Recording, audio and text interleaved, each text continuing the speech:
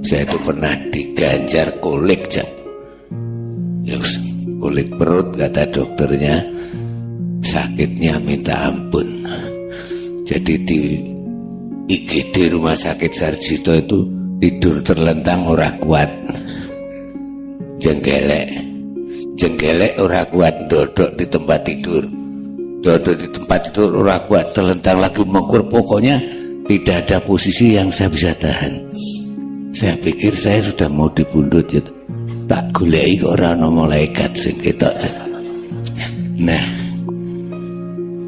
ternyata ilmu kedokteran juga sunatullah yang benar-benar dibetulkan. Datang saudara saya itu Dokter Ibnu Pranoto karena saya paksa. Saya pikir tadinya saya serangan jantung, sebelum iso omongan barangnya. Saya panggil Dokter Ibnu, 10 menit kemudian datang. Baru dia masukkan, kalau nggak salah waktu itu yang dia masukkan ke infus itu Novalgin. Masih ada Novalgin waktu, belum sampai habis sudah sembuh. Nah, sikap saya mulai malaikat itu salah apa benar, Cak? Monggo.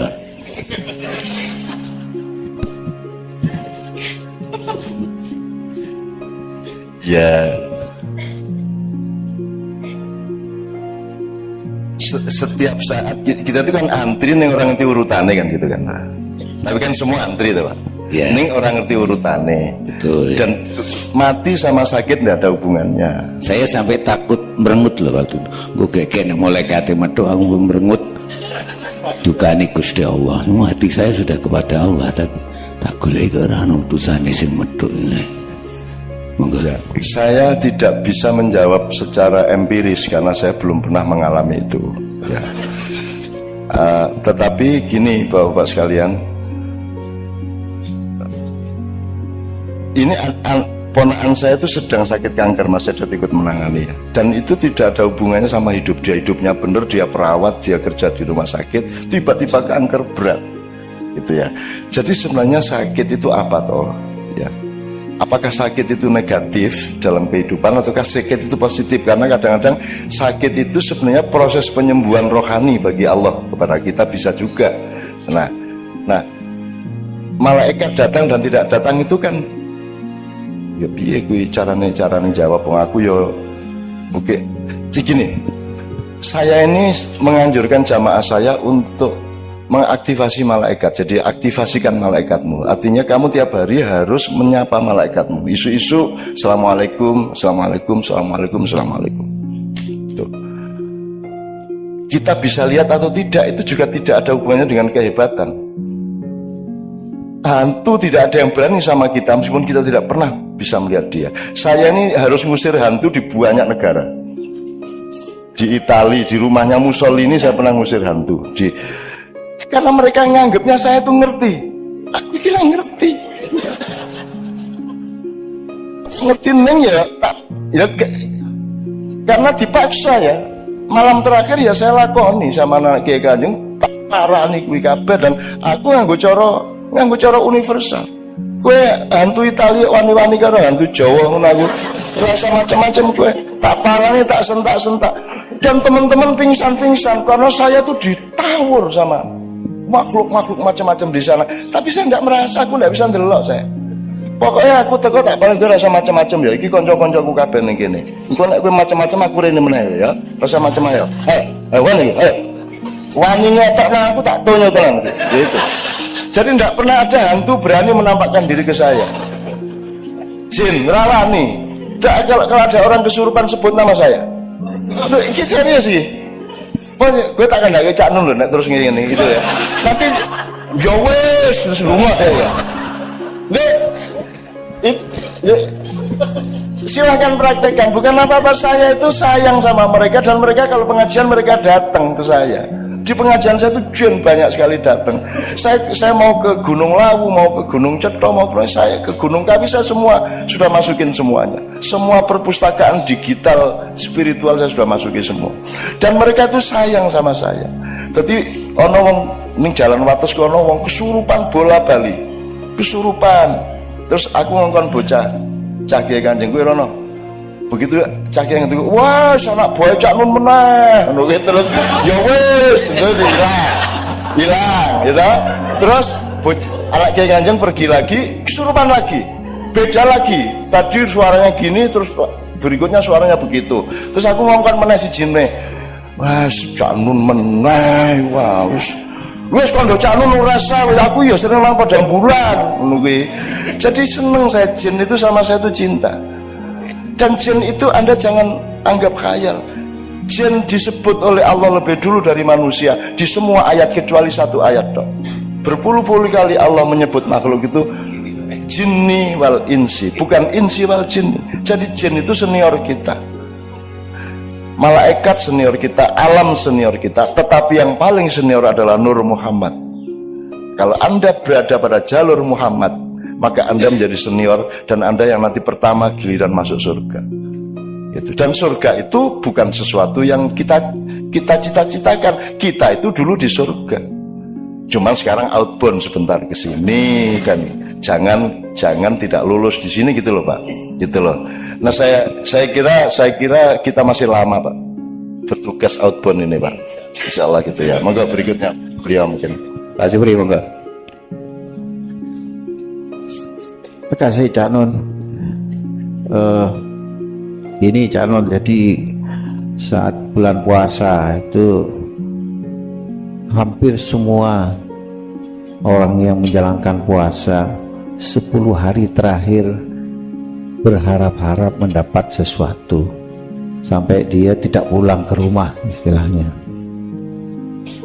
Itu tahunya dapat itu bagaimana Cak Nun?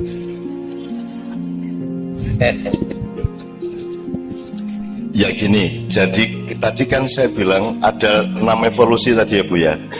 Jadi kita ini sudah di evolusi keempat, tapi kita berpikirnya masih pra-4. Jadi kita masih berpikirnya materi. Jadi kalau ngomong surga, kita bayangkan itu jasad. Kita bayangkan pahala itu adalah tambahan duit, tambahan emas, kan gitu. Jadi cara berpikir kita masih materialistik. Bahkan kita bersedekah ingin mendapat balasan berlipat-lipat, kan gitu. Jadi kita ini masih berpikir kapitalis. Jadi kalau Lailatul Qadar di 10 hari terakhir itu kita bayangkan mbuh emas, mbuh duit oke, mbuh untuk lotre, kan begitu. Jadi kita masih berpikir materialistik. Dan itu ya enggak apa-apa, tetapi menurut saya itu rugi.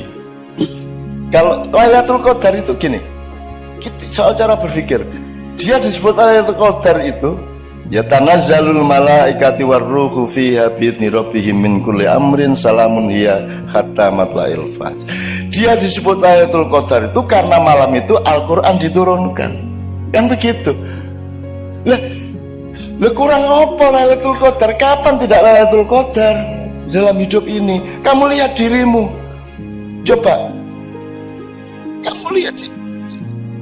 Saya bilang tanya sama Pak Edot, hidup itu jatah usia apa jatah jumlah detak jantung? Jadi olahraga lari pagi, olahraga jantung itu jangan-jangan mempercepat loh. Karena urusannya itu jatah detak kok. Jumlah detak jantungnya berapa, jangan-jangan kan gitu. Dan saya ini lagi misalnya dek itu berapa kali, setiap orang ditulis di Lauhul Mahfud, kamu sekian kali. Nah, nek kok mau olahraga, wah, jadi cepet. Makanya saya tidak pernah olahraga. Dan saya tidak pernah mau cemas, saya tidak pernah mau panik. Ya, saya menghadapi apapun saya tidak berubah ritme saya. Saya tidak mau. Jadi misalnya oleh rasa sakit aja saya tidak mau ditindas. Rasa sakit itu saya taruh di situ, misalnya ini pijat refleksi katanya sakit. Wis kuwi dudulun sak nek jadi nek aku rasa wis ora krasa wis aku. Wis to, dudulun sak karepmu. Lara ning aku ora kalah karo laraku. Wis dadi modar kowe ngene-ngene bisa kok ora apa-apa ya. Lho, ora aku iki lara ning aku iso ngatasi lara. Larane ning kono jarine ya. Ngono. Lara, Pak. Tapi saya ambil jarak dari sakit, gitu ya. Ini saya melebarkan di sini supaya kita tuh jangan kapitalistik terhadap Lailatul Qadar. Kurang apa? Puasa aja kok nunggu Ramadan. Hidup adalah puasa, hidup itu dosis, hidup itu menahan diri, hidup itu ngerti kapan makan, ngerti kapan berhenti makan, ngerti makan apa, ngerti makan seberapa. That is life. Hidup itu dosis, kan gitu. Nah, Lailatul Qadar anytime Lailatul Qadar kalau saya. Wong malam qadar, itu momentum di mana ada qadar. Hidup adalah qadha dan qadar. Apa bedanya? Kan rukun iman itu. Apa bedanya qadha sama qadar? Qadha itu default, kalau qadar itu custom. Kan gitu. Jadi default kita sudah kita terima selama ini bahwa kalau nek jare wong Jawa ngunduh waing pakarti.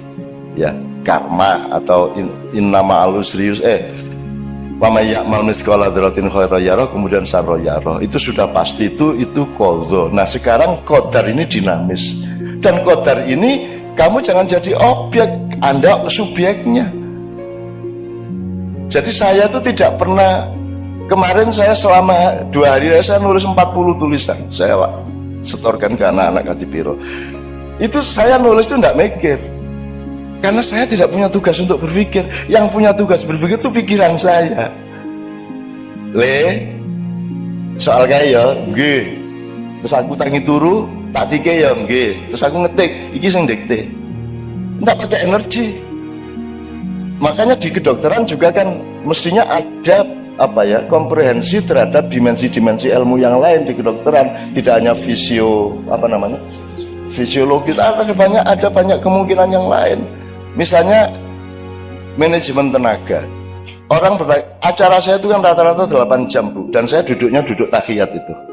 Wis pokoknya Kapolreso, Kapoldaud, Kopasuso kowe ra tahan nek lungguh karo aku. Mulane aku begitu, Pak, sampean lungguhe sak karep sampean ora sak kaya aku. Nek aku mesti lungguh kaya tahiyat kae.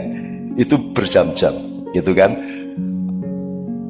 Asam urat ndasmu wani apa kowe karo aku? Ora iso, wong aku lungguh kaya ngene asam urat, ora iso asam urat. Asam urat itu anggota saya, kamu kalau saya izinkan kamu boleh, kalau enggak gitu. Nah, itu dimensi ilmu apa Bapak sekalian? Siapa yang berkuasa atas kesembuhan? Kenapa engkau tidak mencari sebanyak mungkin tali dengan yang maha mentakdirkan, yang maha memiliki qadar? Qadar itu kata bendanya, takdir itu masdarnya atau adjektifnya. Takdir adalah pengqadaran. Ya. Nah, Anda dikasih limpahan oleh Allah untuk mentakdirkan diri Anda sendiri. Jadi kalau Anda malam Ramadan, Anda tinggal memetik. Cuman kan masalahnya kamu itu pamrih, pengen emas, pengen duit lebih banyak, dan itu Allah tersinggung. Kamu kok tidak percaya sama saya? Jadi orang berdoa itu kadang-kadang dilematis Bu. Kalau kita minta ya Allah, ya Allahumma, orang dungu nanti setengah jam, Allah dibacain makalah, ya Allah ini Indonesia sedang mengalami makalah ya. Ini ada konflik antar ini ya Allah. Ini ada kriminalisasi ulama ya Allah. Wah ini, wes roh jare Gusti Allah, wes roh aku mah kuasa ngono kan. Ndonga kok dawane gitu kan. Terus ya Allah kuatkanlah iman kami gini. Buawan jaluke, terus Allah mengatakan gini. Kamu itu kurang apa tiap hari saya kasih? Minta terus banyak sekali permintaan kamu, gitu kan? Kalau kita berdoa, terus akhirnya kita takut, ya sudah saya tidak berdoa, terserah Allah aja. Dapat 3 hari kita tidak berdoa, Allah bilang lagi, kok sombong gue lanjut kan? Tidak, iya gitu Mas. Yang benar yang mana Mas? Berdoa apa tidak? Kalau berdoa, Anda bilang, saya kurang apa ngasih kamu? Kamu tidak usah ngatur detak jantung, saya bikin dan jantungmu berdetak. Kamu tidak bisa berkuasa atas detak jantungmu. Kamu masih minta.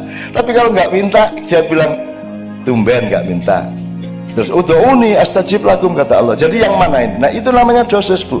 Kita masing-masing yang mengerti kapan kita minta, wajar apa tidak permintaan kita, dosisnya tepat apa tidak, kan begitu masalahnya. Itu. Nah jadi Lailatul Qadar itu kalau saran saya itu anytime. Siang malam tidak hanya berdasarkan matahari. Hatimu sering siang di malam hari dan hatimu sering malam di siang hari. Betul nggak Bu? Anda menghadapi pasien itu malam apa siang Pak Det? Malam adalah tidak tahu karena gelap, siang adalah terang benderang sehingga kita tahu. Kalau menghadapi pasien itu siang apa malam? Sok siang sok malam. Oh ganti siang karo malamnya. Nah, itu. Orang jualan, orang narik taksi, narik ojek, gojek itu kan malam toh Pak. Dia tidak tahu dapat order berapa. Orang jual nasi laku apa itu semua malam. Maka Allah selalu mengatakan subhanalladzi asra bi abdihi lailan. Maha suci Allah yang memperjalankan hambanya di malam hari, tidak ada di siang hari. Artinya selalu di depanmu itu sesuatu yang harus kita cari terus, ijtihad terus, rendah hati terus, golek terus, bisa rumangsa terus kan itu. Bukan rumangsa bisa gitu ya Pak ya. Terima kasih, ini waktunya juga sudah panjang, tapi dalam hati kita dan dalam hubungan kita sehari-hari dengan teman kerja seringkali sulit memaafkan. Mumpung sekarang ada dukun yang sudah dukuni beribu-ribu orang, tolong ini didukuni. Yang pertama, doa utama kita setiap hari itu sing kudu dieling-eling apa. Yang kedua, gimana supaya kita mudah memaafkan orang lain dengan betul-betul penuh kasih sayang, itu saja.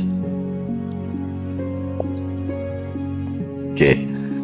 Memang secara dalam ilmu psikologi, ya bukan ilmu saya, dalam common sense psikologi kan ada 4 macam manusia. Ada orang yang sukar marah tapi mudah memaafkan.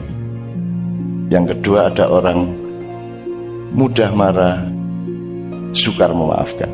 Ada orang mudah marah, mudah memaafkan, dan ada orang sukar marah, sukar memaafkan. Tapi pokoknya ada 4 macam. Sama dengan kalau soal ilmu, ada orang yang ngerti dan ngerti bahwa dia ngerti. Yang kedua orang ngerti tapi nggak ngerti kalau dia ngerti. Ini posisinya beda. Yang pertama belajarlah kepada dia karena dia ngerti dan ngerti bahwa dia ngerti. Yang kedua orang yang ngerti tapi tidak ngerti bahwa dia ngerti, bangunkan dia karena dia tertidur. Yang ketiga orang yang nggak ngerti tapi ngerti bahwa dia nggak ngerti, ya temanilah dia untuk berubah menjadi mengerti. Yang keempat ini yang mayoritas, orang yang tidak ngerti dan tidak ngerti bahwa dia tidak ngerti. Iki opsinya 3, jadi punya 1 tinggalan, nomor loro kaploken. So enggak, itu ya itu monggo lah. Nah kembali ke soal memaafkan tadi. Kesalahan dunia dakwah selama ini adalah menyuruh orang berbuat baik dan menegak-negakkan kebenaran. Maksud saya gini, kebenaran itu tidak untuk engkau pamerkan, kebenaran itu untuk bekal di dalam dirimu. Ya. Tapi keluarnya tadi saya kan, keluarnya itu harus akhlakul karimah, kelembutan, kasih sayang, keamanan bersama. Ada orang pincang, nggak usah kita sebut nang dicang. Meskipun benar dia pincang, tapi tidak boleh kebenaran tentang pincang itu Anda omongkan. Pasien, aku duwe Mas konco zaman biyen mulai ada apa kuwi jenenge usus buntu gitu. Dalam awal-awal kita kenal usus buntu ono koncoku wah swara kae wis nganti dijujuk-jujuk loro kan terus kita setengah mati melindungi dia. Waktu itu kita belum terbiasa ke dokter untuk mengatasi usus buntu, wong urung pati kenal apa kuwi lho. Pokoke lara ora karuan kae. Terus ana siji wong Aceh teko, kancaku juga teko. Ini 1 di antara 7 penyakit yang mematikan ini. Dicucuk karo arek iki mong jos gitu. Orang yang mau mati pun tidak bisa kita bilang, tidak boleh kita bilang toh Pak. Ini kayaknya mau mati kamu sebentar lagi. Ya nggak boleh kan bilang gitu. Tetap harus kita, karena meskipun pasti mati menurut ilmu kita, dia belum tentu mati menurut ilmu Allah. Allah bisa merubah 1 detik sebelum itu terjadi. Allah bisa merubah kapan saja dan Allah punya hak merubah siapa saja, merubah apa saja, membatalkan kehidupan ini pun Allah berhak. Nah, jadi saya bilang tadi, kita itu jangan menyuruh orang berbuat baik, berbuat benar, tapi menciptakan situasi di mana kita itu bisa menikmati kebenaran dan kebaikan. Orang yang sukar memaafkan itu dia tidak ngerti bahwa memaafkan itu lebih nikmat daripada tidak memaafkan. Nikmatnya memaafkan itu luar biasa. Ya ini yang diceritakan Mas Hidota itu kan, itu masih ada orang-orang yang nyandet saya rombongan itu. Dan saya sayangi mereka dan saya lindungi, jangan sampai dia tahu bahwa saya tahu. Bukan piye gitu ya. Itu soal politik zaman Gus Dur dulu biasalah gitu. Ya. Dan saya maafkan, saya tidak pernah tidak maafkan siapapun karena nikmat luar biasa. Difitnah orang itu saya, ya Allah. Istri saya ditanya, Mbak Via gimana? Cak Nun kan sering difitnah orang, rasanya bagaimana? Ya enggak ada masalah. Lu kok enggak ada masalah, kan difitnah terus, videonya dikarang-karang. Didu karo Habib Rizik, didu karo Gus apa, kan Cak Nun difitnah macam-macam. Mbak Via mengatakan, loh kalau Cak Nun yang memfitnah baru saya stres, tapi kalau Cak Nun yang difitnah saya senang, karena ada rumus wama romaita idromaita walakinnallaha roma. Kalau ada kejahatan menimpa kita, kalau kita online sama malaikat dan Allah, maka kejahatan yang meluncur ke kita itu akan diambil alih oleh malaikat kita yang speednya lebih tinggi dari kemampuan manusia, sehingga ketika sampai ke kita dia dirubah menjadi rizki. Itu kalau sampean wiritannya begitu, nanti diapain sama orang jadinya malah baik, jadi rezeki malahan. Itu karena wama romaita idromaita walakinallahu ramaca, cari apa nanti di Quran saja. Sesungguhnya bukan kamu yang melemparku, tapi Allah yang melemparku, kan begitu. Jadi fitnah itu bisa jadi positif untuk Anda, tapi pasti negatif bagi yang melakukan. Orang yang tidak memaafkan, rugi dia tidak memaafkan. Dia tidak ngerti betapa nikmatnya memaafkan. Allah sendiri punya 6 sifat pemaaf, Bapak. 6 sifat pemaaf. Jadi dosa pribadi ghafur, untuk dosa sosial ghafar. Terus nanti ada yang sifatnya hati nurani, psikologi itu al-afu. Pokoknya macam-macam konteksnya. Tapi Allah selalu memaafkan. Wahai hambaku, datanglah kepadaku meskipun dengan memanggul dosa setinggi gunung. Percayalah bahwa semua gunung-gunung dosamu itu tidak berarti bagi alam semesta permaafanku yang akan menelan semua dosa-dosamu. Itu. Maka kalau saya memaafkan, atau kalaupun saya punya dendam, Bapak, dendam itu saya daya gunakan untuk membakar energi. Tapi keluarnya tidak boleh menjadi tindakan kepada orang yang dendami. Dendam itu baik asalkan dimanage sebagai energi, gitu. Saya difitnah seneng saya, sampai ingin saya bikin sayembara memfitnah saya. Tak sediakan duit banyak, semakin besar fitnahnya. Dan saya sudah ngalamin kok sejak zaman Bung Karno sampai sekarang. Tidak ada artinya semua itu, tidak akan berakibat apa-apa sama saya. Saya tidak hidup di Indonesia, saya hidup sama Allah. Indonesia itu anak asuh saya, tak gendong tiap malam. Tadi malam Ismail Yusanto DPP PD itu sama anaknya datang. Anaknya itu begitu datang, tak peluk, tidur langsung, Mas. Tidak sampai 10 detik, tak peluk langsung tidur. Sudah sepanjang pertemuan 2 jam itu dia di pangkuan saya dekep itu. Jadi itu Allah, cara Allah menunjukkan kepada HTI siapa saya. Nah, anaknya yang pelukanku, gue harus ngomong apa gue? Ya kan? Gue harus ngomong ideologi khilafah, gue ora iso gue. Doa niki, anakmu itu tak cekel set ngene langsung turu. Dan dia seperti seolah-olah dia cucu saya. Dan begitu kenal sama saya, langsung gambarnya oke banget, tak dekep. Ketika foto masih tidur, saya dekep gini kok. Terus bapaknya mau apa, ngomong apa? Kan tidak bisa sombong lagi sama saya, tidak bisa metoto lagi. Iya tak? Gitu, Mas. Ada lagi tokoh lain, Pak. Ada tokoh lain yang hebat secara nasional. Ini juga potensial bisa memusuhi saya, bisa memfitnah saya. Tapi dia tidak bisa berbuat apa-apa sama saya. Kenapa? Karena Allah punya cara sendiri, Pak, kalau mau nolong kita. Jadi kami dari Australia, Kiai Kanjeng bareng sama tokoh ini, sama istrinya tokoh ini, turun di Denpasar. Istrinya tokoh ini buka handphone, ada berita bahwa mertuanya meninggal. Dia langsung pingsan, saya di belakangnya. Cek ngene iki. Ya cek, tak tampung, tak panggilin orang bandara pakai kursi roda, tak urusi sampai boarding lagi ke Jakarta, kami ke Jogja. Maksud saya gini Pak, bojone arep ngomong apa ki nek ora ana aku ngeblak. Piye kuwi? Kowe wis rasa ngomong ideologi, rasa ngomong macam-macam karo aku. Wis kuwi Gusti Allah sing ngatur. Nah, Ibu Bapak sekalian, percayalah bahwa Allah punya banyak sekali cara, termasuk menyembuhkan pasien kita.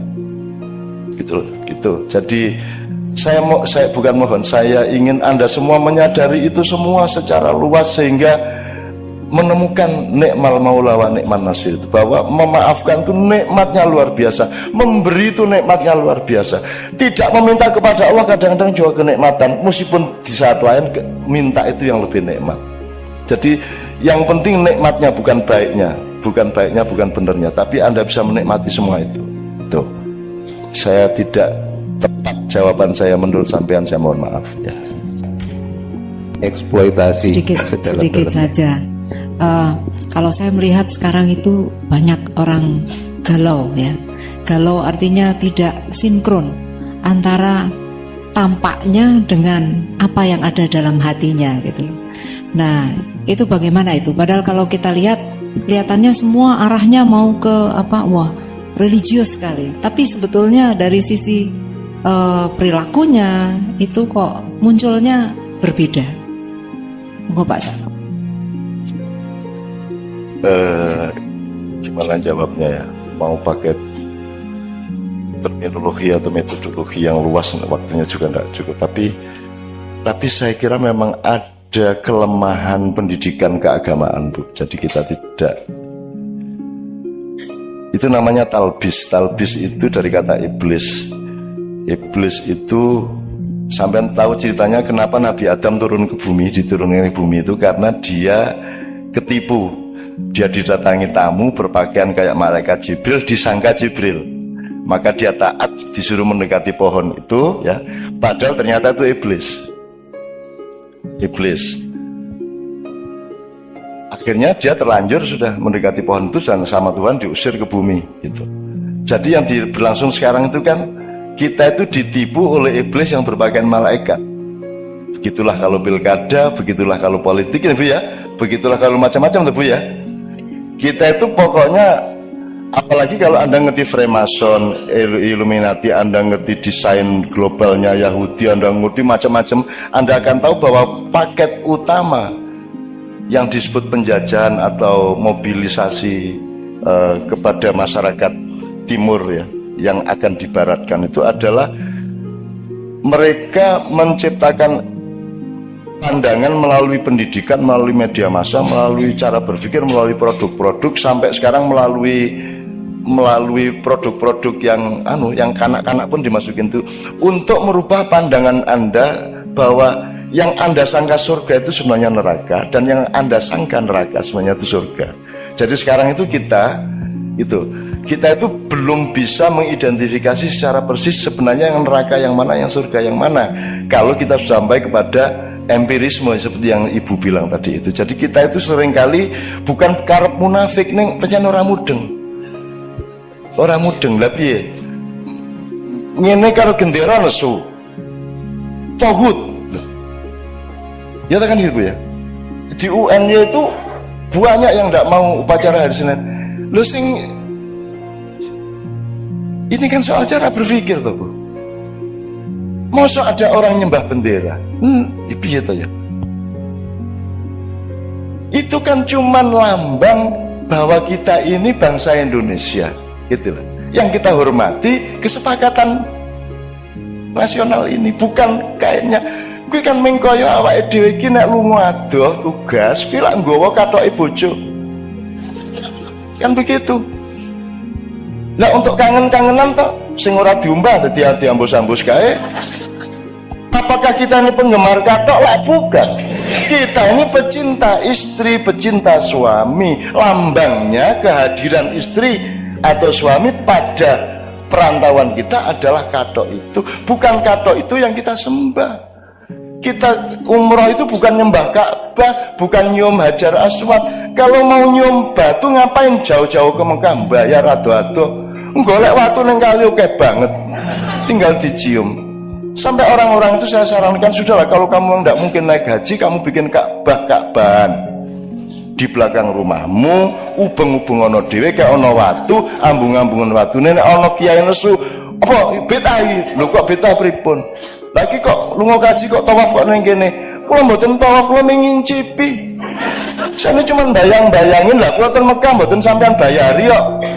Ya saya cuma bayangkan boleh kalau cuma begitu-begitu. Jadi orang nggak ngerti syirik, nggak ngerti. Dididik syirik, lu syirik apanya? Menyan kok syirik, keris kok syirik. Syirik itu letaknya di pikiranmu dan di hatimu, tidak di benda. Arep menyan, arep keris, arep apa, ndak ada masalah. Ono wong jaran kepang mangan pari dinesoni, mangan beling dinesoni. Wis orang nukokke sego malah nesu. Kan begitu kan, mestinya dibeliin nasi dong.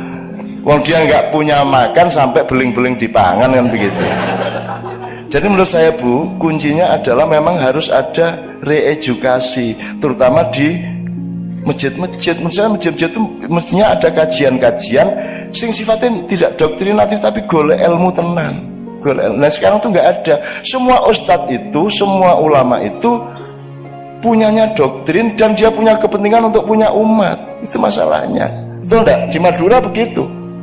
Semua pengen punya umat dan saya tak buang umat. Ya awas gue nek MH mania tak tunyu raimu. Kau deh, dia bilang, saya bukan kiai, aku temanmu, aku mbahmu, aku kakakmu, aku sahabatmu, aku cinta padamu, kamu cinta padaku. Tidak ada feodalisme, tidak ada kultus individu. Aku randu anak buah. Aku mau tanggung jawab nang kelakuanmu. Kalau saya punya umat, apa maksudnya? Apa saya bertanggung jawab terhadap kelakuan umat saya? Kalau saya punya anggota, saya membaiat. Apa saya tanggung jawab terhadap dia? Kamu juga jangan mau dibaiat. Anda juga jangan mau dibaiat. Kalau mau di beat tanya dulu sama yang beat, sampai tanggung jawab nih. Kan kalau di beat orang kan tanggung jawab dia. Kalau enggak, saya tidak punya anggota, sampai hari ini saya tidak punya umat dan saya tidak akui sebagai umat saya. Anda orang yang mandiri, Anda orang yang otentik, Anda punya hubungan langsung sama Allah, tempohlah kehidupanmu masing-masing dan Anda bukan bagian dari saya. Dan Anda tidak harus meniru saya. Saya kesini tidak untuk Anda hormati. Saya kesini untuk mengajak Anda menghormati Allah dan Rasulullah. Saya tidak ada masalah. Aku rapaten. Gitu. Kalau orang berani seperti itu, Bu, insya Allah orang tidak akan tuding-tudingan. Akhirnya kadang-kadang bukan karena munafik, tapi karena tidak ngerti, Pak. Nggak ngerti itu gini, Bu. Contohnya, Bu. Sampai bisa membedakan antara orang boros sama orang loman. Gini, orang hemat sama orang pelit itu bedanya apa? Itu peristiwa pelit atau peristiwa hemat? Gimana cara membedakan? Yang ngerti kan yang bersangkutan. Apa lagi? Kalau ini orang istiqomah, wah itu teguh pendirian. Kayak dari sini orang aku yang keras kepala, beguguk mudawatan. Ya kan sama peristiwanya, Bu. Sama. Nah ini orang nggak bedain. Itu intoleran. Dia lupa bahwa tujuan intoleran pasti berasal dari orang yang juga intoleran. Pasti itu.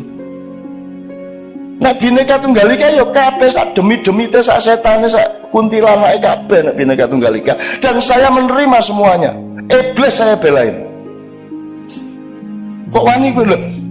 Memang iblis berani sama Allah. Iblis itu menjadi iblis yang nyuruh Allah.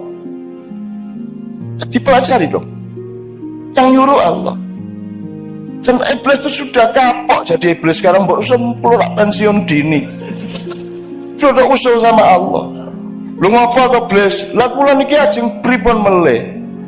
Kula pun nggak ada setan semonten niku, terutama di Indonesia kula supply setan-setan yang paling ampuh. Aneh saiki setan-setan niku pun putus asa kabeh kelangan penggawean. Lho kok kelangan penggawean lah pripun? Setan niku wongkone paling pol korupsi sak juta niku pun njupuk 2 miliar ya. Jadi setan tidak ada gunanya di Indonesia karena manusianya sudah lebih dari setan. Itu namanya talbis, Bu. Nah, kita harus berhati-hati. Kita harus mengerti bedanya hemat sama pelit, boros sama loman, sodakoh sama. Sekarang kalau kita berpikirnya sekuler, untuk apa naik gaji? Habis-habisin duit, kan gitu. Untuk apa sodakoh? Yang enggak aja, kan gitu. Ngapain tuh sholat? Wasting time, kan gitu. Kan gitu. Kalau kita berpikirnya tidak ada Allah, kan gitu. Nah jadi menurut saya, Bu, Saya senang sekali ada acara-acara seperti ini di kedokteran, di Polres, di Kodim. Anda kan tahu Kodim itu kalau ulang tahun kadang-kadang ada lomba hadroh, coba pula ngeri tau gue. Tentara jinjak ngono kuwi. Ki nyenengke, kuwi nang Indonesia tok. Kalau tentara kok hadroan gitu kan. Ki nek orang Indonesia di Indonesia tuh ya Allah, ora iso diapa-apake. Itu Bapak sekalian. Wis kapusan dhewe karo Indonesia. Wong kaya sok ngapusi ya ora apusian gitu kan. Nah jadi Bu, jawaban saya menurut saya tidak bisa lengkap, tapi saya kira memang pembelajaran harus kita lakukan. Jadi ada kajian-kajian daripada bentrok merah melawan hijau, daripada mbok Basul Masail bareng. Saya selalu menganjurkan, ngapain tuh ini majelis tarjih fatwa, Basul Masail NU fatwa, MUI fatwa, mbok rapat sih terus fatwa bareng gitu loh. Ki umatnya bingung, si Jirioyo sesuk burung, sing durung, sing bener sing di. Untung sekarang ini tidak ada masalah karena sudah ada proyek yang lebih besar, ndak urusan hari raya aja. Idul Fitri tanggal berapa? Anda tahu itu semua proyek aja, gitu loh Mas. Itu ujung-ujungnya itu ya itu toh, gitu loh. Mosok hilal harus ada hilal 2%, 2,5%. Itu gimana sih orang-orang itu? Itu dulu nggak ada ukuran 2%, itu 2 derajat, nggak ada. Itu gini loh, itu kan idiom namanya. Nanti kok edot kok urung ketok irunge gitu. Itu maksudnya kok belum kelihatan batang hidungnya. Itu kan ungkapan, bukan kok kita cari hidungnya edot bener ya enggak. Kok dia belum kelihatan, tapi bahasanya itu kok belum kelihatan batang hidungnya. Nah 2% itu sempeki ketok lah, 2%, bukan 2% regulatif. 2% kuwi nek cara Jawane sak hoha. Swidak jaran. Wah sak Dayak. Itu maksudnya banyak sekali. Bukan kok terus cari orang Dayak bener. Banyak fikih yang diciptakan berdasarkan kesalahpahaman kata seperti itu. Sebenarnya itu idiom dan misalnya Lailatul Qadri khairum min alfi syahrin, ya. Malam Qadar itu seperti lebih bagus dari 1000 bulan. Dihitung 1000 tenan. Ora kuwi nek cara jan maewu gitu loh. Itu idiom bahasa sastra. Ini kalau mufasir, ahli agama, ahli politik ndak ngerti sastra. Aku nek Khairul Anwar mengatakan aku ini binatang jalang. Polisi binatang jalang. Hari kumpulannya terbuang, tapi aku akan menerjang. Bagi Hanafi. Iya, lagu puisi Pak. Itu puisi. Makanya sekarang sampai ada cerpen itu haram karena bohong. Piye to ya? Piye iki? Menungso iki kok ya pedok ya piye? Ya Bapak, saya mohon, waktu sudah habis, sudah terlalu larut, saya mohon maaf jawabnya tidak mudah, maka agak kadang-kadang saya lari ke sana kemari. Tapi yang penting menurut saya sekarang ini bukan apakah Anda setuju atau tidak pada omongan saya, tidak penting apakah Anda paham atau tidak penting apakah itu ilmu benar apa tidak. Yang penting kita bermesraan di dalam itikat yang baik bersama-sama, ingin berdamai, ingin enak, ingin seimbang satu sama lain. Dan nanti terjadinya itu tidak karena saya, tidak karena Anda, tapi karena perkenan Allah. Anda akan menemukan keajaiban-keajaiban yang tidak pernah Anda duga dari Allah Subhanahu wa taala. Saya mohon izin, mohon maaf atas semua kekurangan saya. Qul in dalaltu fa innama adillu ala nafsi fa in ihtadaitu wa bima yuhya ilayya rabbi. Assalamualaikum warahmatullahi wabarakatuh. Saya itu pernah diganjar kolik, kulit perut, kata dokternya sakitnya minta ampun. Jadi di IGD Rumah Sakit Sarjito itu tidur terlentang ora kuat, jenggelek ora kuat, dodok di tempat tidur ora kuat, terlentang lagi mengkur. Pokoknya tidak ada posisi yang saya bisa tahan. Saya pikir saya sudah mau dibundut gitu. Tak goleki kok ora ana malaikat sing ketok. Nah, ternyata ilmu kedokteran juga sunatullah yang benar-benar dibetulkan. Datang saudara saya itu Dokter Ibnu Pranoto karena saya paksa. Saya pikir tadinya saya serangan jantung full voice omongan barangnya. Saya panggil Dokter Ibnu, 10 menit kemudian datang. Baru dia masukkan, kalau nggak salah waktu itu yang dia masukkan ke infus itu Novalgin. Masih ada Novalgin waktu belum sampai habis sudah sembuh. Nah, sikap saya mulai malaikat itu salah apa benar ya? Monggo.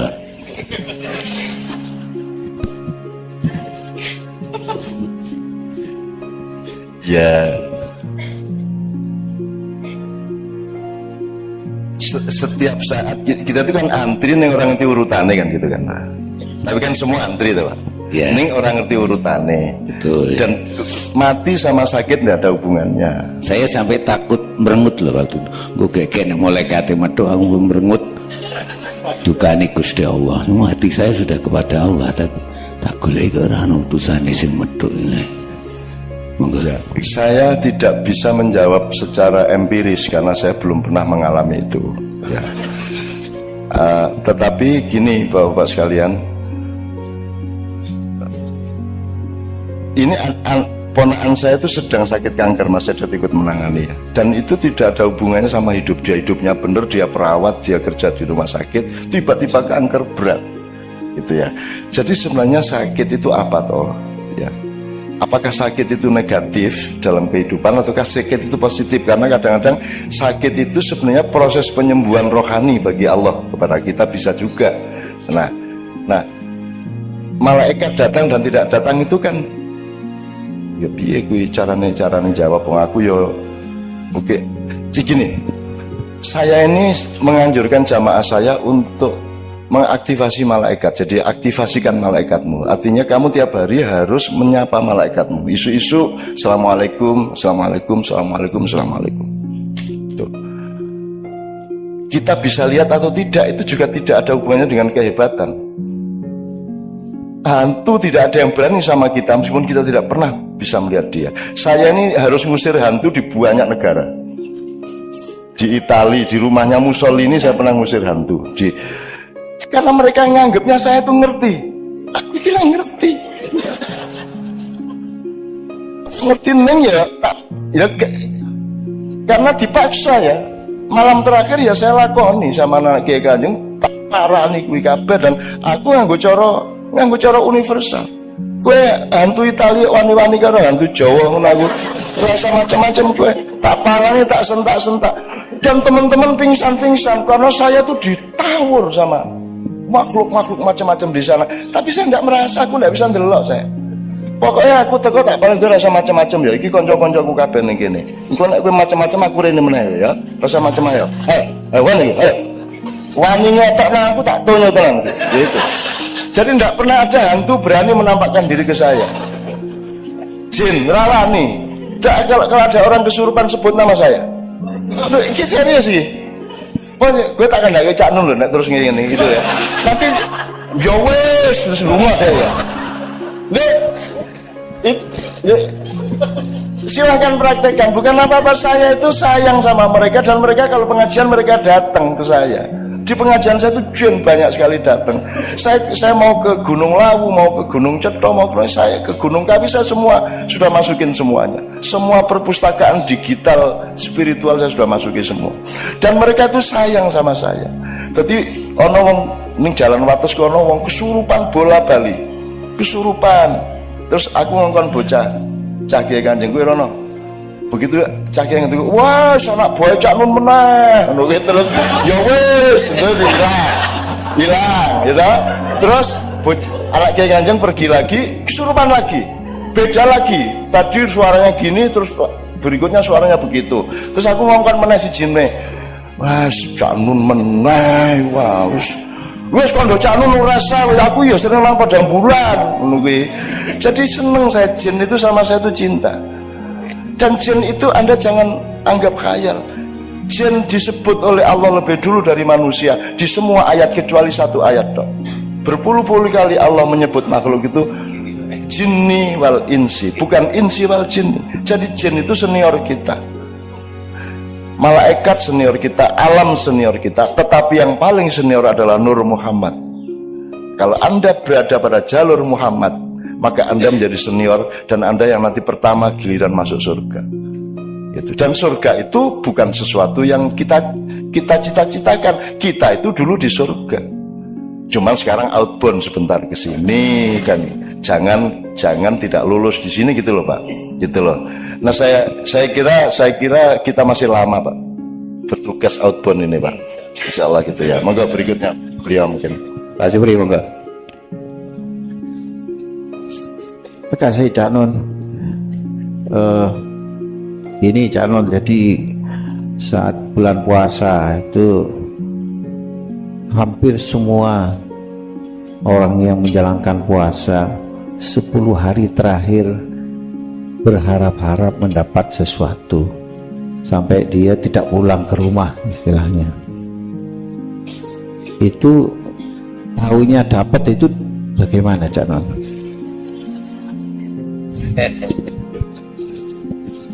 Ya gini, jadi tadi kan saya bilang ada 6 evolusi tadi ya Bu ya. Jadi kita ini sudah di evolusi keempat, tapi kita berpikirnya masih pra-4. Jadi kita masih berpikirnya materi. Jadi kalau ngomong surga, kita bayangkan itu jasad. Kita bayangkan pahala itu adalah tambahan duit, tambahan emas, kan gitu. Jadi cara berpikir kita masih materialistik. Bahkan kita bersedekah ingin mendapat balasan berlipat-lipat, kan gitu. Jadi kita ini masih berpikir kapitalis. Jadi kalau Lailatul Qadar di 10 hari terakhir itu kita bayangkan mbuh emas, mbuh duit oke, mbuh untuk lotre, kan begitu. Jadi kita masih berpikir materialistik.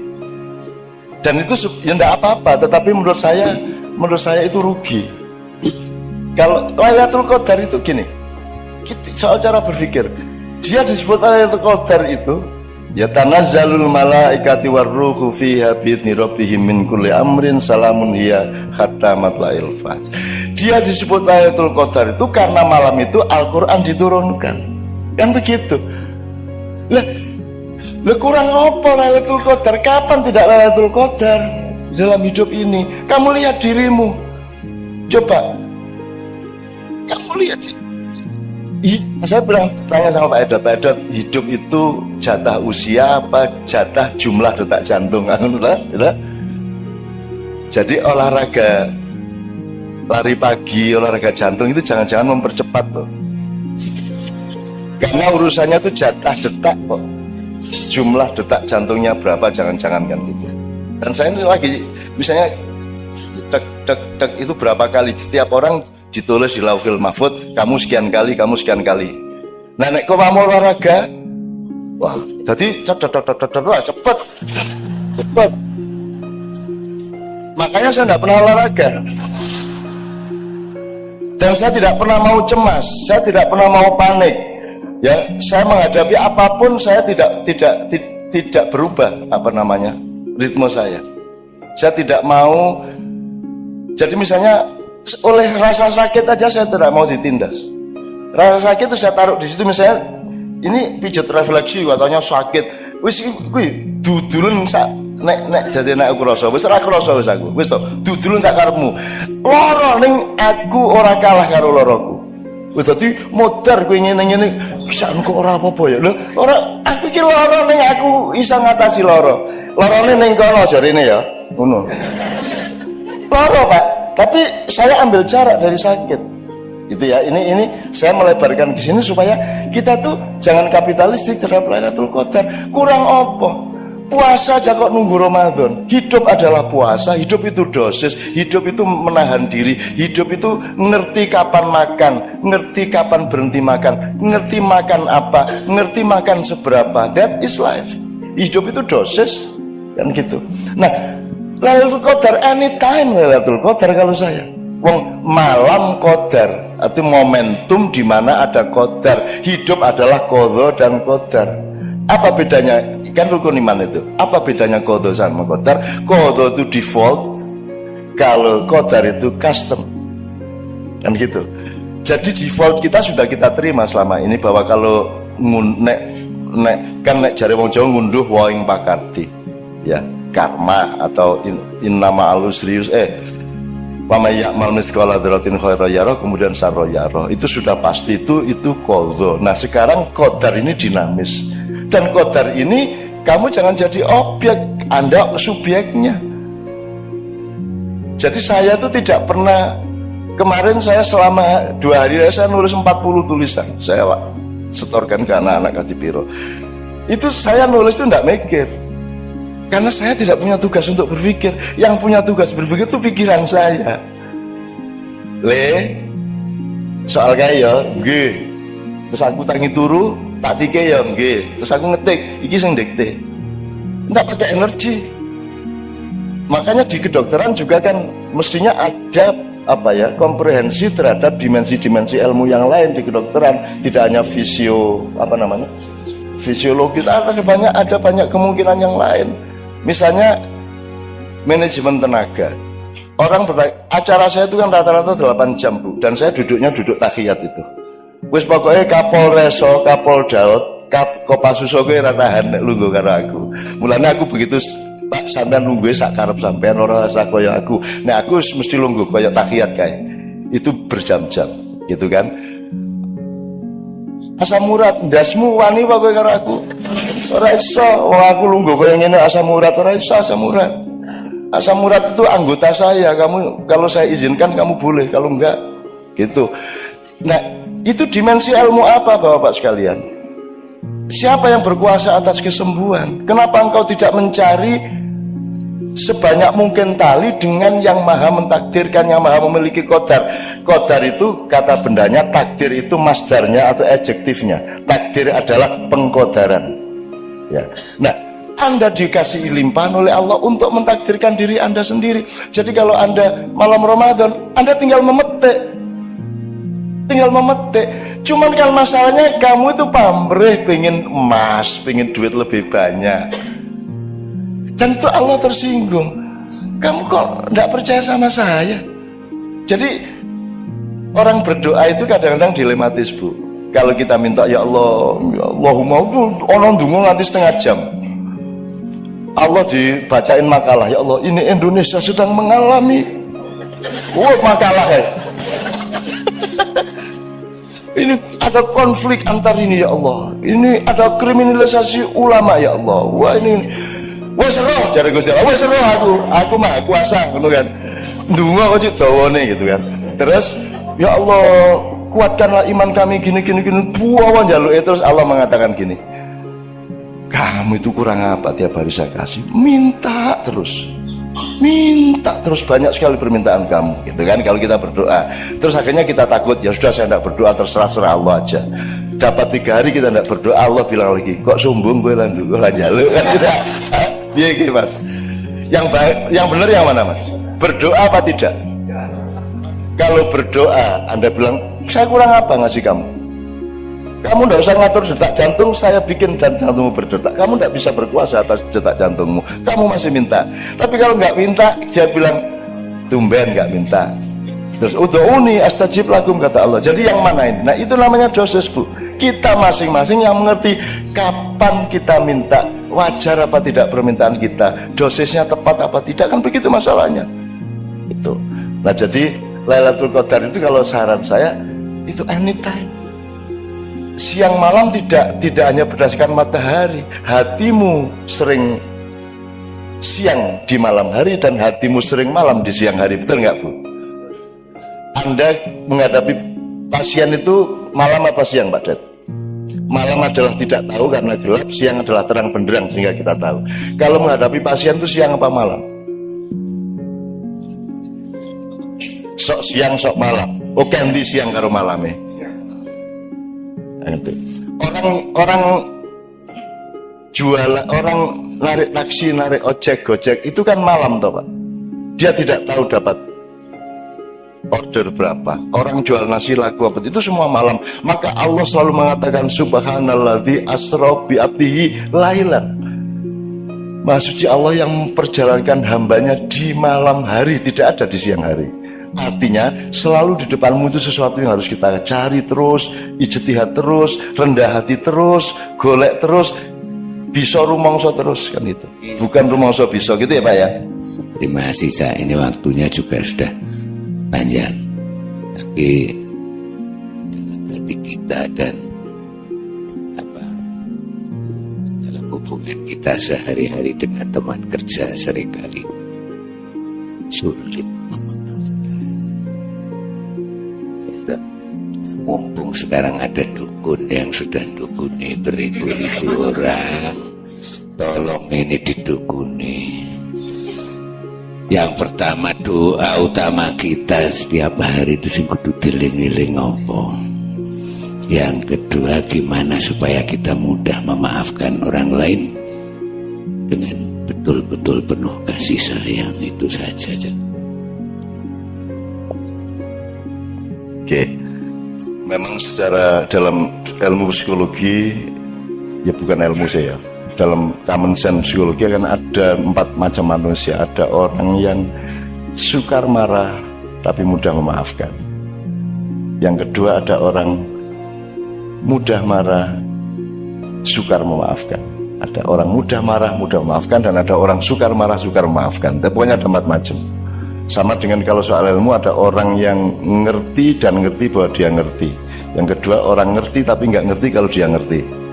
Ini posisinya beda. Yang pertama belajarlah kepada dia karena dia ngerti dan ngerti bahwa dia ngerti. Yang kedua orang yang ngerti tapi tidak ngerti bahwa dia ngerti, bangunkan dia karena dia tertidur. Yang ketiga orang yang nggak ngerti tapi ngerti bahwa dia nggak ngerti, ya temanilah dia untuk berubah menjadi mengerti. Yang keempat ini yang mayoritas, orang yang tidak ngerti dan tidak ngerti bahwa dia tidak ngerti. Iki opsinya 3, jadi punya 1 tinggalan, nomor loro kaploken. Itu ya, itu monggo lah. Nah, kembali ke soal memaafkan tadi. Kesalahan dunia dakwah selama ini adalah menyuruh orang berbuat baik dan menegak-negakkan kebenaran. Maksud saya gini, kebenaran itu tidak untuk engkau pamerkan, kebenaran itu untuk bekal di dalam dirimu, ya. Tapi keluarnya tadi saya kan, keluarnya itu harus akhlakul karimah, kelembutan, kasih sayang, keamanan bersama. Ada orang pincang, nggak usah kita sebut nang dicang, meskipun benar dia pincang, tapi tidak boleh kebenaran tentang pincang itu Anda omongkan. Pasien, aku duwe Mas konco zaman biyen mulai ada apa kuwi jenenge usus buntu gitu. Dalam awal-awal kita kenal usus buntu ono koncoku wah swara kae wis nganti dijujuk-jujuk loro kan, terus kita setengah mati melindungi dia. Waktu itu kita belum terbiasa ke dokter untuk mengatasi usus buntu, wong urung pati kenal apa kuwi lho. Pokoke loro ora karuan kae. Terus ono siji wong Aceh teko, koncoku juga teko.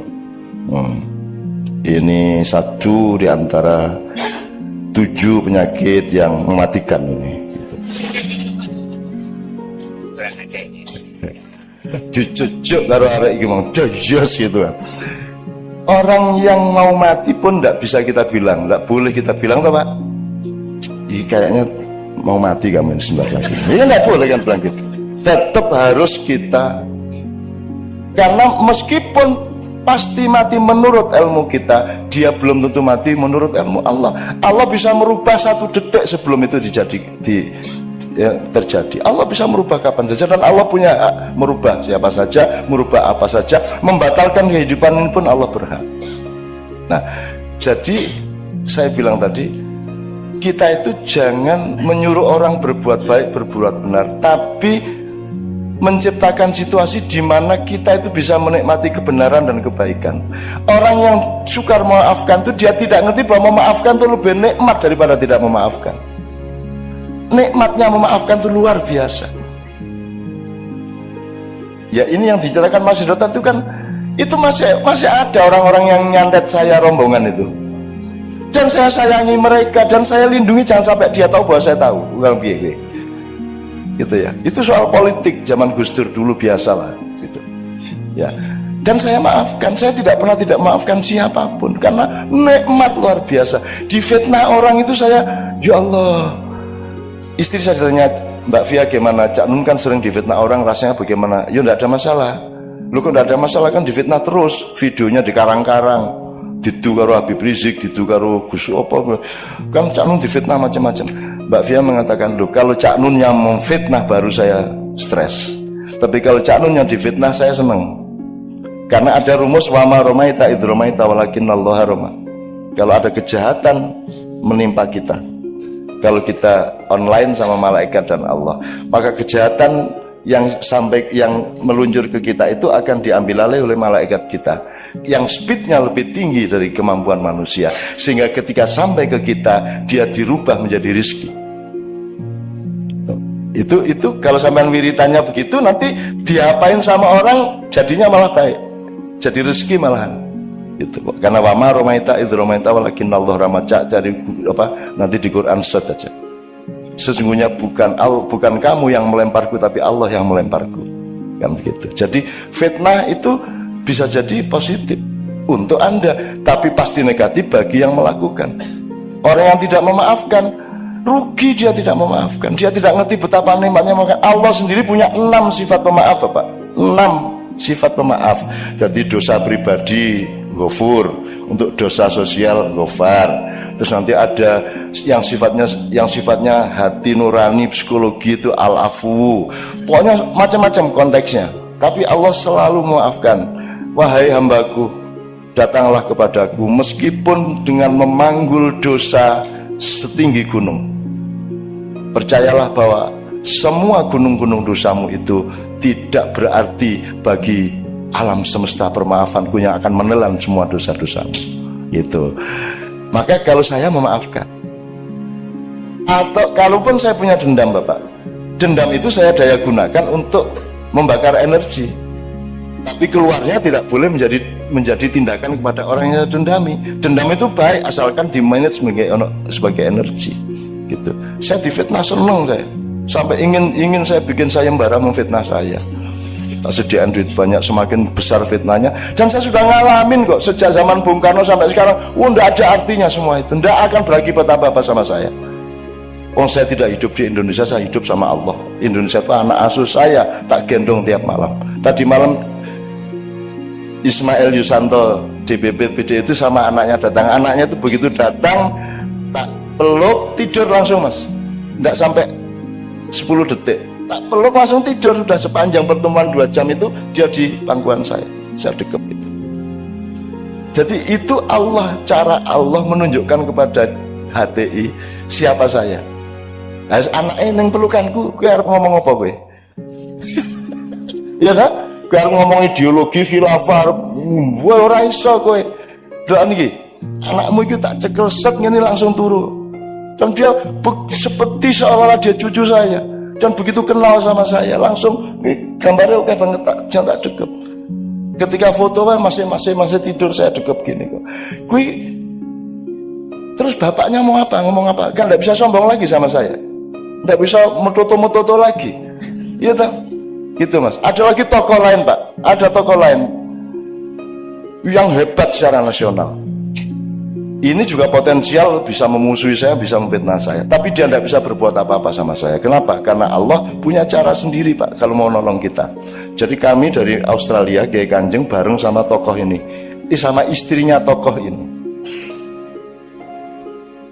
turun di Denpasar. Istrinya tokoh ini buka handphone, ada berita bahwa mertuanya meninggal. Dia langsung pingsan, saya di belakangnya. Cek ngene iki. Ya cek, tak tampung, tak panggilin orang bandara pakai kursi roda, tak urusi sampai boarding lagi ke Jakarta, kami ke Jogja. Maksud saya gini, Pak, bojone arep ngomong apa, kene ora ana aku ngeblak. Piye kuwi? Kowe wis rasa ngomong ideologi, rasa ngomong macam-macam karo aku. Wis kuwi Gusti Allah sing ngatur. Nah, Ibu Bapak sekalian, percayalah bahwa Allah punya banyak sekali cara, termasuk menyembuhkan pasien kita. Gitu. Jadi saya bukan mohon, saya ingin Anda semua menyadari itu semua secara luas, sehingga menemukan nikmal maula wa nikman nasir, bahwa memaafkan itu nikmatnya luar biasa, memberi itu nikmatnya luar biasa. Tidak meminta kepada Allah kadang-kadang juga kenikmatan, meskipun di saat lain minta itu yang lebih nikmat. Jadi yang penting nikmatnya, bukan baiknya, bukan benernya, tapi Anda bisa menikmati semua itu. Tuh, saya tidak tepat jawaban saya menurut sampean, saya mohon maaf ya. Eksploitasi sedikit saja. Kalau saya melihat sekarang itu banyak orang galau ya. Galau artinya tidak sinkron antara tampaknya dengan apa yang ada dalam hatinya gitu. Nah, itu bagaimana itu? Padahal kalau kita lihat, kelihatannya semua arahnya mau ke apa? Wah, religius sekali. Tapi sebetulnya dari sisi perilakunya itu kok munculnya berbeda. Monggo Pak Sam. Gimana jawabnya ya? Mau pakai terminologi atau metodologi yang luas, waktunya juga tidak cukup. Tapi saya kira memang ada kelemahan pendidikan keagamaan, Bu. Jadi kita tidak, itu namanya talbis. Talbis itu dari kata iblis. Iblis itu, sampean tahu ceritanya kenapa Nabi Adam turun ke bumi, diturunkan ke bumi itu karena dia ketipu. Dia didatangi tamu berpakaian kayak malaikat Jibril, disangka Jibril, maka dia taat, disuruh mendekati pohon itu ya, padahal ternyata itu iblis. Akhirnya dia terlanjur sudah mendekati pohon itu dan sama Tuhan diusir ke bumi gitu. Jadi yang berlangsung sekarang itu kan kita itu ditipu oleh iblis yang berpakaian malaikat. Begitulah kalau pilkada, begitulah kalau politik ya Bu ya, begitulah kalau macam-macam Bu ya. Kita itu pokoknya, apalagi kalau Anda ngerti Freemason, Illuminati, Anda ngerti desain globalnya Yahudi, Anda ngerti macam-macam, Anda akan tahu bahwa paket utama yang disebut penjajahan atau mobilisasi kepada masyarakat timur ya, yang akan dibaratkan itu adalah mereka menciptakan pandangan melalui pendidikan, melalui media massa, melalui cara berpikir, melalui produk-produk, sampai sekarang melalui produk-produk yang kanak-kanak pun dimasukin itu, untuk merubah pandangan Anda bahwa yang Anda sangka surga itu sebenarnya neraka, dan yang Anda sangka neraka sebenarnya itu surga. Jadi sekarang itu kita itu belum bisa mengidentifikasi secara persis sebenarnya yang neraka yang mana, yang surga yang mana, kalau kita sudah sampai kepada empirisme seperti yang Ibu bilang tadi itu. Jadi kita itu seringkali bukan karep munafik neng, pancen ora mudeng. Ora mudeng lah piye? Ngene karo gendera nesu. Tauhid. Ya kan gitu ya. Di UN-nya itu banyak yang tidak mau upacara hari Senin. Lu sing ini kan soal cara berpikir tuh Bu. Masa ada orang nyembah bendera? Piye to ya? Itu kan cuman lambang bahwa kita ini bangsa Indonesia, gitu loh. Yang kita hormati kesepakatan nasional ini, bukan kayaknya gue kan mengkoyo awake dhewe iki nek lunga adoh tugas kuwi lak nggawa kathoke bojo. Kan begitu. Nah untuk kangen-kangenan toh sing ora diumbah dadi ambus-ambus kae. Apakah kita ini penggemar katok? Lah bukan. Kita ini pecinta istri, pecinta suami. Lambangnya kehadiran istri atau suami pada perantauan kita adalah katok itu. Bukan katok itu yang kita sembah. Kita umroh itu bukan nyembah Ka'bah, bukan nyium Hajar Aswad. Kalau mau nyium batu ngapain jauh-jauh ke Mekah, bayar ado-ado. Golek watu ning kali oke banget, tinggal dicium. Sampai orang-orang itu saya sarankan, sudahlah kalau kamu tidak mungkin naik haji, kamu bikin Ka'bahan di belakang rumahmu, ubeng-ubeng ono dhewe kayak ono watu, ambung-ambungan watu. Nenek ono kiai nesu, apa betahi? Lho kok betah pripun? Lagi kok lunga kaji kok tawaf kok ning kene. Kula mboten tawaf, kula ngincipi. Saya cuma bayang-bayangin lah, kula ten Mekah mboten sampean bayari kok. Ya saya cuma bayangkan boleh kalau cuma begitu-begitu. Jadi orang nggak ngerti syirik, nggak ngerti. Dididik syirik, lu syirik apanya? Menyan kok syirik, keris kok syirik. Syirik itu letaknya di pikiranmu dan di hatimu, tidak di benda. Arep menyan, arep keris, arep apa, ndak ada masalah. Ana wong jaran kepang mangan pari dinesoni, mangan beling dinesoni. Wis ora ngenukokke sego malah nesu. Kan begitu kan, mestinya dibeliin nasi dong. Wong dia nggak punya makan sampai beling-beling dipangan, kan begitu. Jadi menurut saya Bu, kuncinya adalah memang harus ada reedukasi, terutama di masjid-masjid. Menurut saya masjid-masjid itu mestinya ada kajian-kajian sing sifatnya tidak doktrinatif tapi golek ilmu tenan. Nah sekarang tuh nggak ada. Semua ustadz itu, semua ulama itu punyanya doktrin dan dia punya kepentingan untuk punya umat. Itu masalahnya. Betul enggak? Di Madura begitu. Semua pengen punya umat dan saya tak buang umat. Ya awas gue nek MH mania tak tunjuk raimu. Kau ya, dia bilang, saya bukan kiai, aku temanmu, aku mbahmu, aku kakakmu, aku sahabatmu, aku cinta padamu, kamu cinta padaku. Tidak ada feodalisme, tidak ada kultus individu. Aku randu anak buah. Aku mau tanggung jawab tentang kelakuanmu. Kalau saya punya umat, apa maksudnya? Apa saya bertanggung jawab terhadap kelakuan umat saya? Kalau saya punya anggota, saya membaiat, apa saya tanggung jawab terhadap dia? Kamu juga jangan mau dibaiat, Anda juga jangan mau dibaiat. Kalau mau di beat tanya dulu sama yang beat, sampai tanggung jawab nih. Kan kalau di beat orang kan tanggung jawab dia. Kalau enggak, saya tidak punya anggota, sampai hari ini saya tidak punya umat dan saya tidak akui sebagai umat saya. Anda orang yang mandiri, Anda orang yang otentik, Anda punya hubungan langsung sama Allah, tempohlah kehidupanmu masing-masing dan Anda bukan bagian dari saya. Dan Anda tidak harus meniru saya. Saya kesini tidak untuk Anda hormati. Saya kesini untuk mengajak Anda menghormati Allah dan Rasulullah. Saya tidak ada masalah. Aku rapaten. Gitu.